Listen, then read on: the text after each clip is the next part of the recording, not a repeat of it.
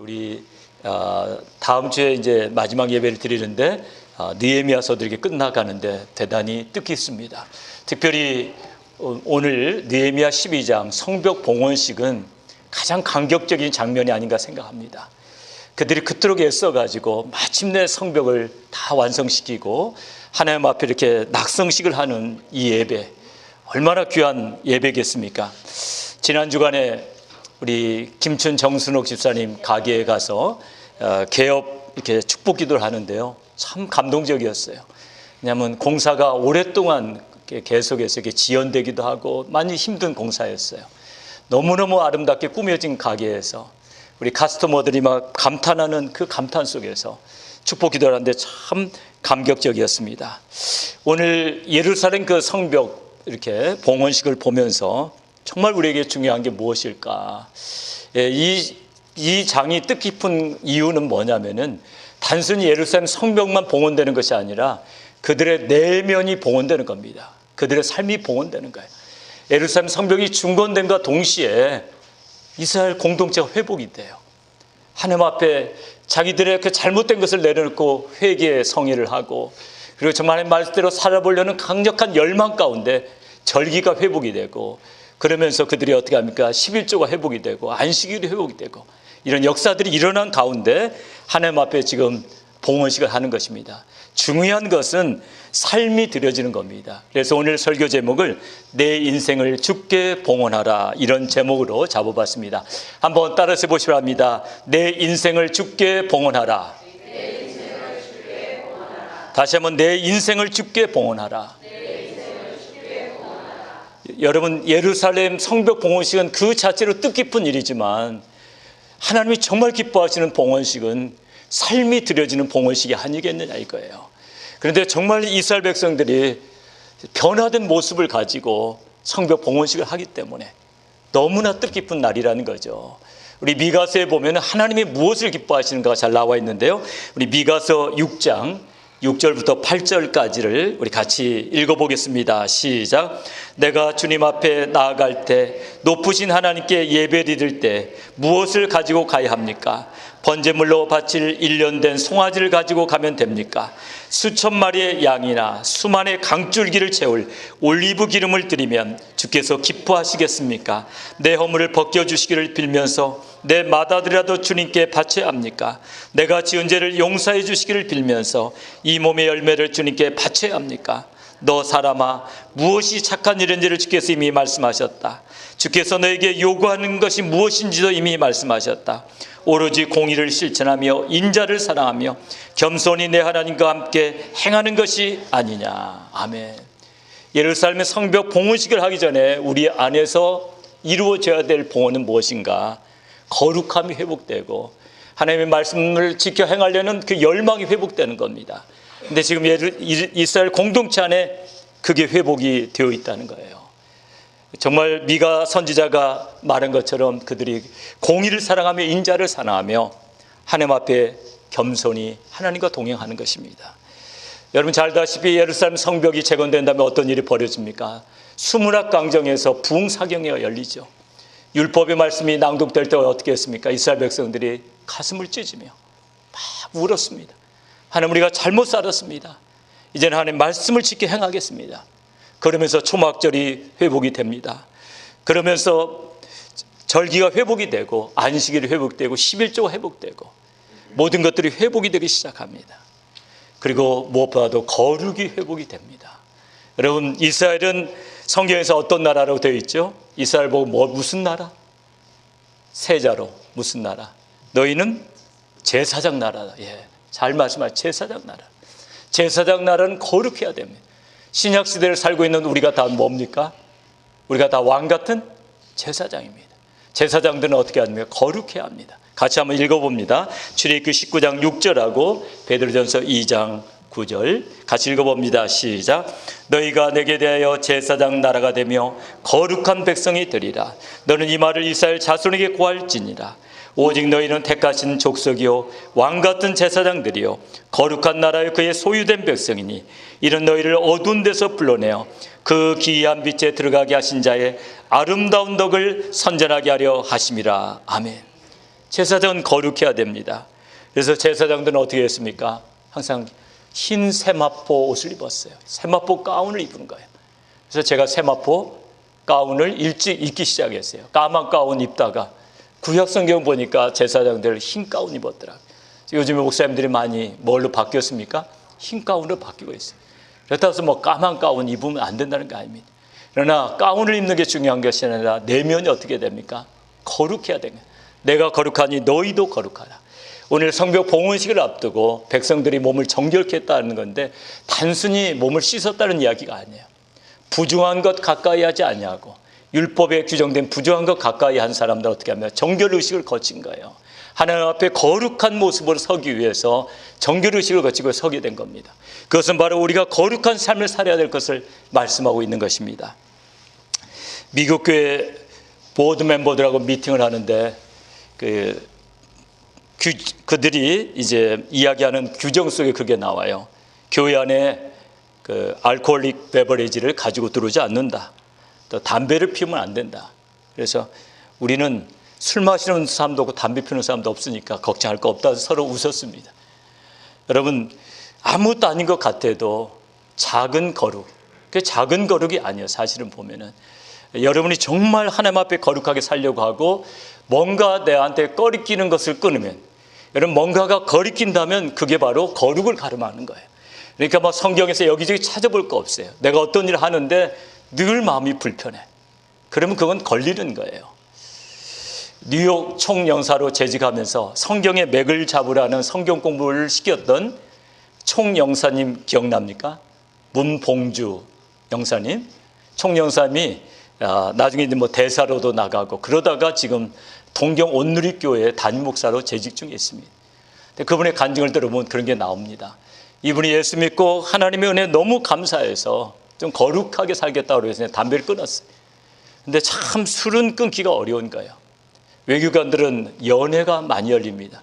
연회가 열리면 어떻게 됩니까? 서로 마시는 게 있어야지 뭔가 재미가 있죠. 안 마시면 무슨 재미가 있어요? 그러지 않아요, 솔직히. 그러니까 끊을 수가 없는 거예요. 그러면서 늘 마음에 거리낌이 있는 겁니다. 그러다가 이분이 이제 중국 대사관에 근무하게 됐는데 정무공사라고 서열 넘버 2입니다. 근무하고 있게 됐는데 1990년대에 중국이 개방된 지 얼마 안 되기 때문에 굉장히 한국보다 뒤져 있었죠. 그래서 한국 정부에 요녕성이라는 곳에서 교육 분야에 도움을 요청합니다. 한국 정부가 그걸 도와주게 되고 그 도움에 대한 감사로 이제 대사관 정무공사를 초청한 거예요. 부부가 초청을 받아가지고 거기에 가게 됐습니다. 요녕성 부성장이 많은 관리들과 함께 부부 동반으로 아주 큰 잔치를 베풀었어요. 8가지 코스 요리가 이렇게 나옵니다. 근데 코스 요리가 나올 때마다 그들이 하는 게 뭐냐면은 50도짜리 백주, 빼가리라고 그러죠. 백주를 들고 건배를 하는 거예요. 건바이를 하는 겁니다.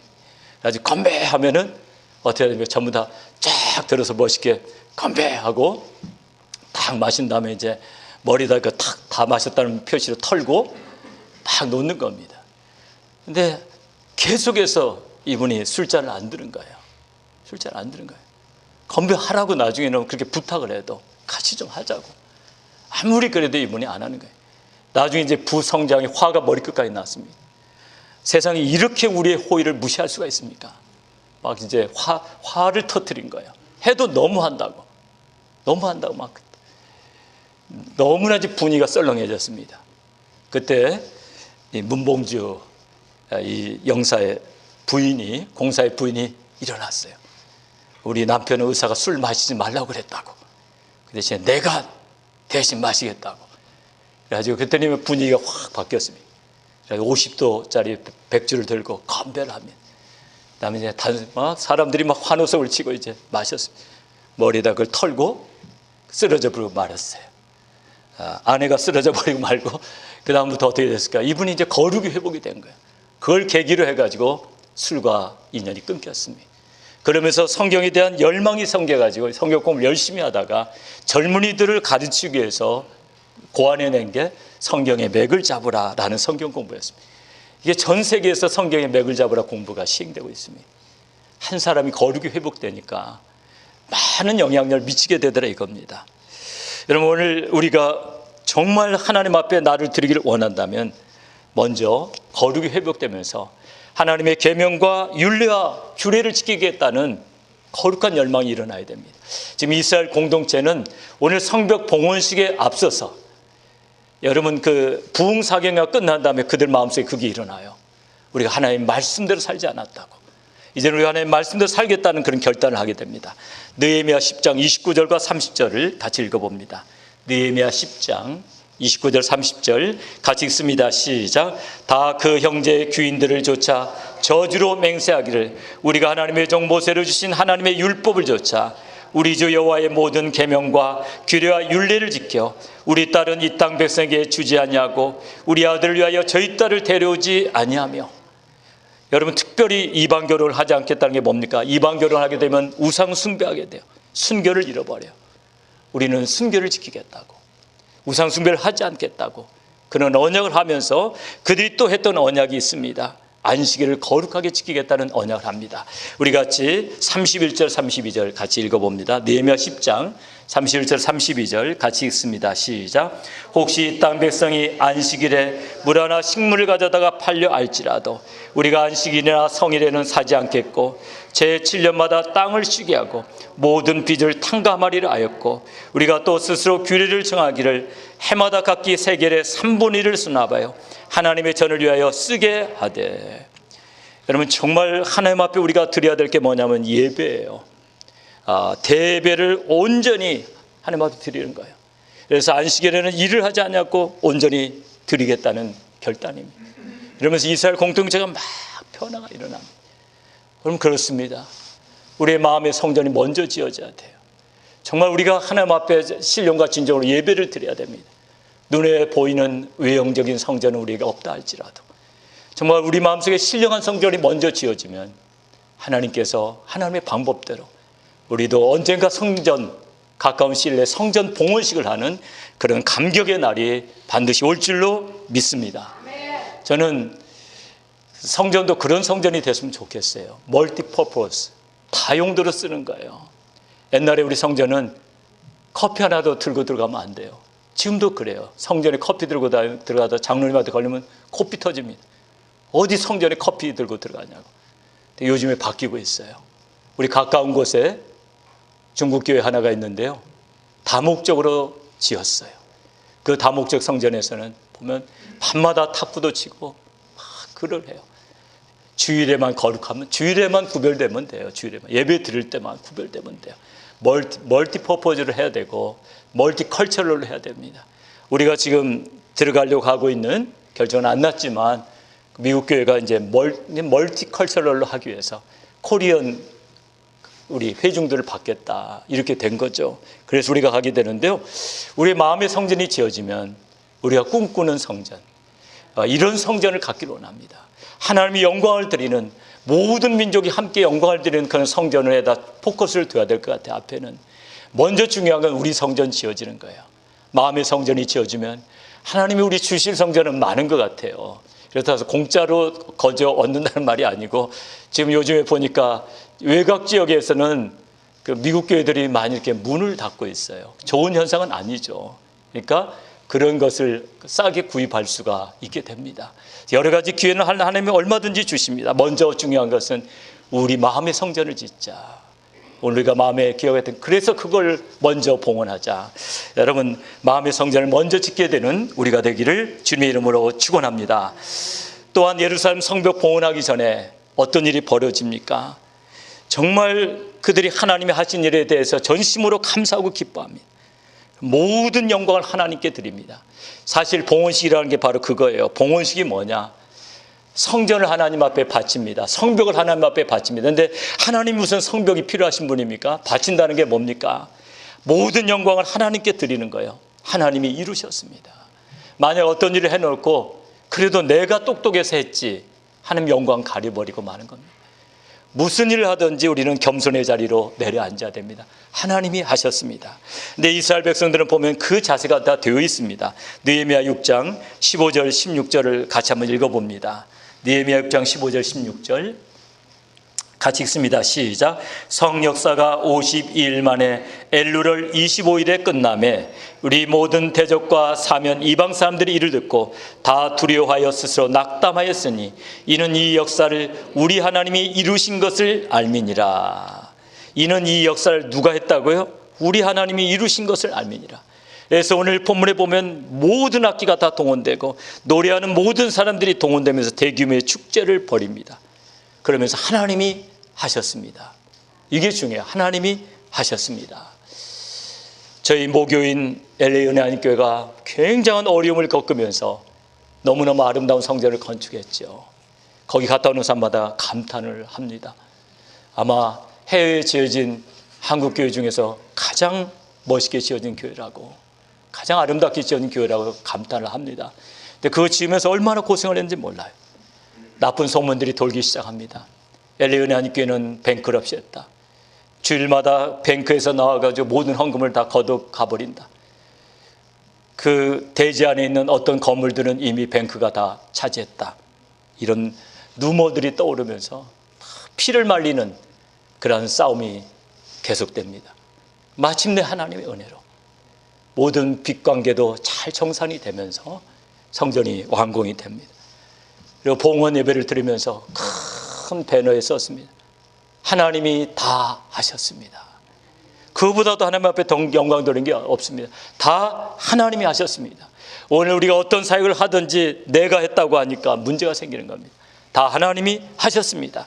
저는 사도 바울의 삶이 항상 하나님 앞에 드려졌다고 생각해요. 왜냐하면 사도 바울은 자기의 모든 사역 가운데 어떤 큰 역사가 일어나도 내가 똑똑해서 됐다고 한 번도 그렇게 자만에 빠진 적이 없습니다. 항상 그는 겸손하게 하나님 앞에 영광을 돌렸는데요.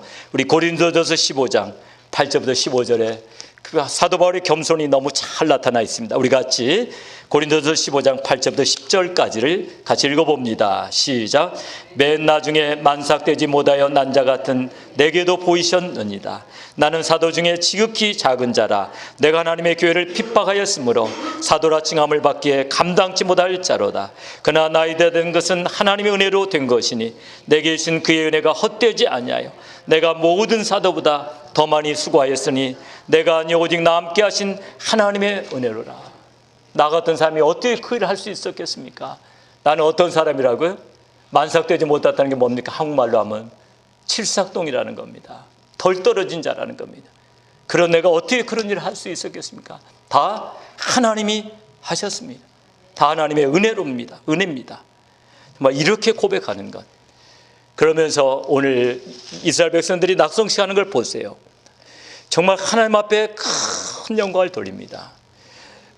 우리 27절부터 28절까지 보면은 그들이 얼마나 전심으로 감사했는가 나옵니다. 27절, 28절 같이 읽어봅니다. 시작. 예루살렘 성곽이 낙성되니 각처에서 내 사람들을 찾아 예루살렘으로 데려다가 감사하며 노래하며 재금치며 비파 수금을 타며 즐거이 봉헌식을 행하려 하며 이에 노래하는 자들이 예루살렘 사방들과 느도바 사람의 동네에서 모여오고. 이게 무슨 이야기입니까? 노래할 수 있는 내 사람들은 전부 총 동원을 합니다. 악기를 다루는 내 사람들은 어떻게 하면 총 동원을 합니다. 그러니까 어마어마한 찬양팀, 어마어마한 오케스트라가 거기에서 열리게 된 거예요. 빌리 그레함 한국 전도 집회 때 그때 제가 듣기로는 6,000명 성가대인가요? 6,000명 성가대. 엄청난 겁니다. 6,000명 성가대에서 울려 퍼지는 찬양. 전 세계 하나님의 하나님 되심이 선포됐죠.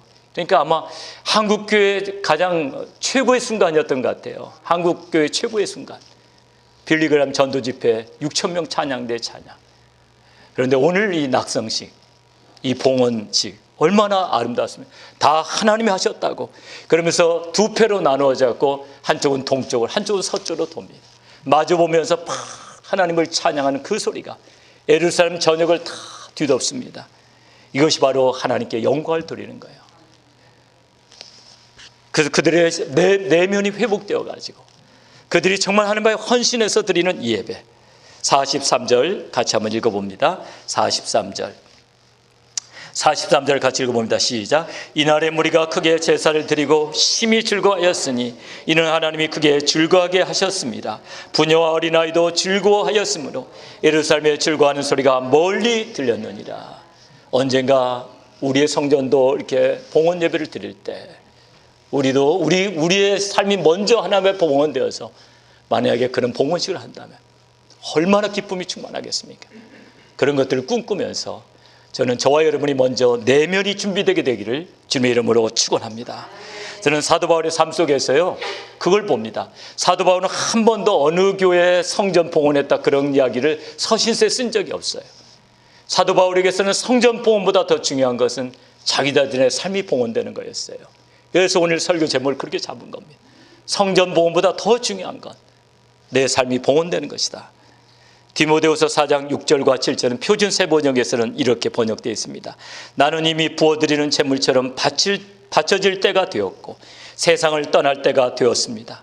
나는 선한 싸움을 다 싸우고 달려갈 길을 마치고 믿음을 지켰습니다. 이 구절이 전에도 한번 풀어봤지만 오늘 아침에는 이렇게 풀어봤어요. 나는 이제 아무 불만이 없습니다. 주님께서 나를 이토록 귀하게 사용해 주셨고 나는 마음껏 주님께 나를 드릴 수 있었기 때문입니다. 나는 지금 주님께서 내 생명을 거두어 간다 해도 아무 불만이 없습니다.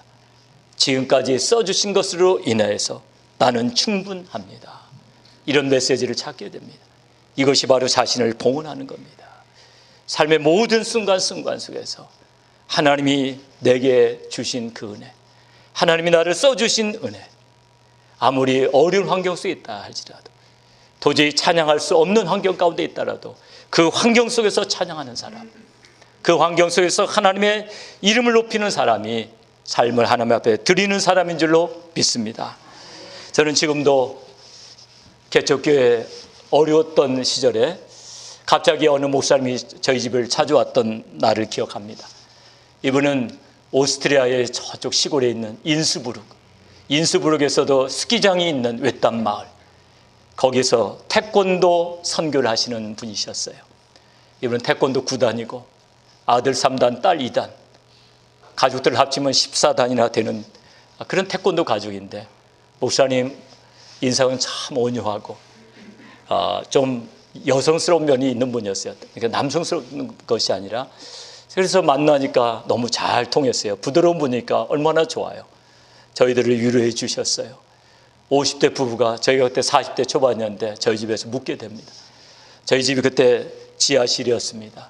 안방을 우리 목사님 부부에게 내어드렸는데 새벽녘에 키가 굉장히 크신 분이에요. 근데 목소리를 죽여가지고 찬양을 부르고 있는 두 분이서 목소리를 죽여서 예배를 드리는, 우리 혹시 깰까 봐서, 근데 우리 깨버렸어요. 깰까 봐서 너무나 조심스럽게 예배를 드리는데 거기에 뭐 이렇게 방음이 안 되니까 우리는 간접적으로 예배에 참여하게 된 거예요. 근데 그때의 감동이 지금도 이루 말할 수가 없어요. 그날 주일 예배 때 그분이 설교를 하시는데 참 은혜를 받았어요. 너무나 감동이 왔습니다. 참 외딴 지역에 사지만 저 사역이 너무 귀하다. 그분은 지금도 인스부르크를 떠나지 않았어요. 그리고 그분이 한 10년 전부터 하는 게 있었는데요. 원주민들을 대상으로 드레스리하스를 해요. 그 작은 마을에서. 놀랍게도 매년 끊이지 않고 지금 되어가고 있어요. 이번 총회에서도 그분을 만나 감동이 됐어요. 이제는 나이가 70이 넘어갔어요. 그런데도 이렇게 보면 감동이 와요. 여러분, 삶을 드리는 것은 어느 곳에 있든지 어떤 환경이 있든지 가능합니다. 저와 여러분이 우리들의 존재를 하나님 앞에 드릴 수 있다면, 우리들의 내면을 주님 앞에 드릴 수 있다면 아름다운 우리들의 성전이 하나님 앞에 먼저 봉헌될 줄로 믿습니다. 세 번째로는 진정한 봉헌은 하나님께 자원하여 헌물을 드리는 삶으로 나타납니다. 44절을 같이 한번 읽어봅니다. 44절 같이 읽습니다. 시작. 그날에 사람을 세워 곳간을 맡기고 제사장들과 내일 사람들에게 돌릴 것 곧 율법에 정한 대로 거제물과 처음 익은 것과 11절을 모든 성읍 밭에서 거두어 이 곳간에 쌓게 하였노니 이는 유다 사람이 섬기는 제사장과 내일 사람들을 인하여 즐거움을 인함이라. 신앙의 척도는 하나님 앞에 얼마나 즐거이 드리느냐 드리지 않느냐에 달려 있습니다. 이번에 우리 저희 교회 우리 지난주에 재정 브리핑이 있었는데요. 우리 재정부에서 분석하더니 그런 이야기를 해요. 목사님, 이 헌금이 이렇게 많이 떨어져야 되는데 3개월 동안에 어쩌면 이렇게 채워졌는지 모르겠어요. 평균 이게 계산적으로 해보면 이 액수는 나올 수가 없는데요. 그래서 참 제가 은혜를 받았습니다. 누군가 즐거이 드리는 사람들이 있었기 때문에 이 액수가 채워진 거죠. 하나님 앞에 이렇게 즐거이 드리는 것, 그것이 바로 진정한 헌신입니다. 여러분, 정말 주님이 우리들의 헌금이 있는 곳에 우리들의 마음도 있다고 그랬어요. 꼭 그대로 쓰지는 않았지만 내 보물이 있는 곳에는 내 마음도 있느니라. 즐거이 드리는 것, 거기에 지금 부흥은 일어나고 있는 줄로 믿습니다. 사랑하는 여러분, 진정한 헌신은 하나님 앞에 드리는 삶으로 나타나야 됩니다. 이번에 GMI 국제총회에 가가지고 내가 아는 선교사님 통해서 그때는 그렇게 많은 은혜를 받은 것 같지 않은데 생각할수록 은혜가 되는 분이 있었어요. 왜냐하면 너무나 선교비 이야기를 많이 해요. 한 15분 정도를 후원교에서 선교비가 안 오면 초조하고 뭐 어쩌고 막 그런 이야기를 하니까 처음에는 이 선교사님이 너무 집착하지 않나 막 판단도 되고 그랬는데 나중에는 그 말을 자꾸 했던 게 이해가 됐습니다. 그러면서 끝나고 나니까 그렇게 은혜가 됩니다. 이분은 사우스 아프리카에서 사역하시는 허창식 선교사님이라는 분인데요. 그도 그럴 것이 50 될 때까지는 평신도였어요. 평신도 선교 후원자였습니다. 어느 날 하나님의 부르심을 받고 비즈니스와 집을 팔고 아내와 자녀들은 미국에 남겨두고 남아공으로 간 거예요. 하나님께서 이 헌신을 기뻐하셔가지고 1년 후에 후원교회가 이제 없어져 버리게 되는데요. 에브리데이 교회라는 우리 노회산에 큰 교회가 있습니다. 그 목사님하고 연결이 되게 해가지고 에브리데이 교회에서 그분을 또 파송해줘요. 그러면서 에브리데이 교회 전폭적인 후원으로 거기서 뜨레스앗을 하면서 은혜 역사 막 일어나는 거예요. 그러면서 두 아이를 입양해가지고 그들을 양육해가지고 그들이 목사가 됩니다. 너무나 사역이 이제 아름답게 펼쳐지고 있죠. 그러던 어느 날 집에서 이제 아이들을 그렇게 훈련시키려면 너무 힘들어서 하나님 선교관을 주세요. 선교관이 필요합니다. 그랬더니 백인 중심 지역에 남아공의 케이프타운은 흑인 지역하고 백인 지역으로 나눠져 있는데 백인 지역은 흑인 한 사람도 들어와서 살 수 없습니다. 딱 나눠져 있습니다. 근데 백인 중심 지역에 아주 좋은 건물이 나왔어요. 12,000 스퀘어피트의 대지에 12대의 주차장과 거기에 채플이 있고 7개의 방과 2개의 강의실, 또 뒷뜰에는 수영장이 있습니다. 또 50만 불에 나와 있어요. 너무 마음이 끌리는 거예요. 하나님, 이 건물 우리 주세요. 그리고 후원교회와 파송교회에게 기도 요청을 합니다. 기도 요청을 하는 의미가 뭡니까? 돈도 좀 보내주세요.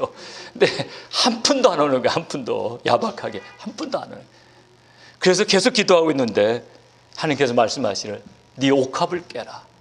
하나님, 제가 옥합이 어디 있습니까? 너 있잖아. 그래서 곰곰 생각해 보니까 선교사로 나가기 전에 집을 정리했는데 그중에서 17만 불을 뮤추얼 펀드에다 넣어놨던 거예요. 17만 불을.